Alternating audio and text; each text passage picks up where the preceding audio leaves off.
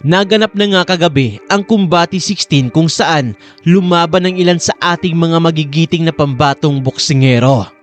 Sa co-main event ay mainit na salpukan ang nangyari.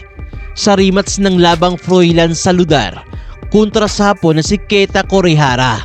Matatandaan na nilampaso ni Froilan Saludar sa unang round pa lang ang Japanese champion na ito noong nakaraang taon.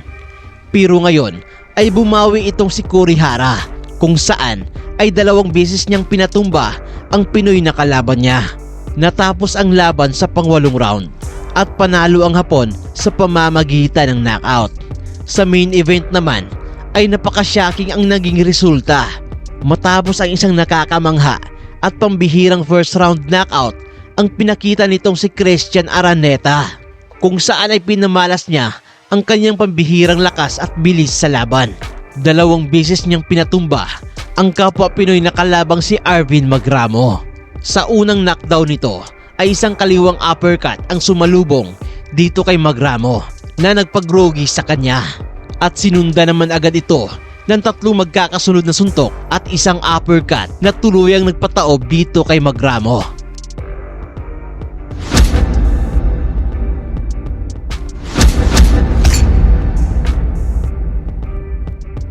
Binilangan at ito ay muling nakatayo pa, pero hindi na rin nagtagal at tuluyan na siyang na-knockout matapos tumama ang isang solidong right hook sa mukha nitong si Arvin Magramo.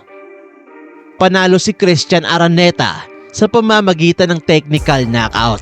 Samantala, nanood naman ang dating 3 Division World Champion na si Cuadro Alas Janriel Casimero. At sa naging panayam nga sa kanya ay sinabi nito na sikreto muna at hindi pa pwedeng i-anunsyo ang kanyang paparating na laban. Pero sinabi naman niya na isa umano itong world title eliminator. Sa kabilang banda naman ay nanood din sa laban na yon ang dating unified champion na si Marlon Tapales. At sa naging panayam nga sa kanya ay natanong ito sa posibleng laban nilang dalawa nitong si Janriel Casimero, at sumagot naman itong si Marlon at muling sinabi na hindi niya umano kilala kung sino itong si Janriel Cuadro Alas Casimero.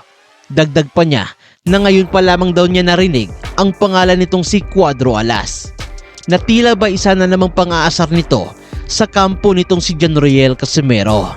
Kaya ang inaasahang big announcement sana sa laban ng dalawa na inaabangan ng marami sa ating mga Pinoy boxing fans ay nauwi lang pala sa wala.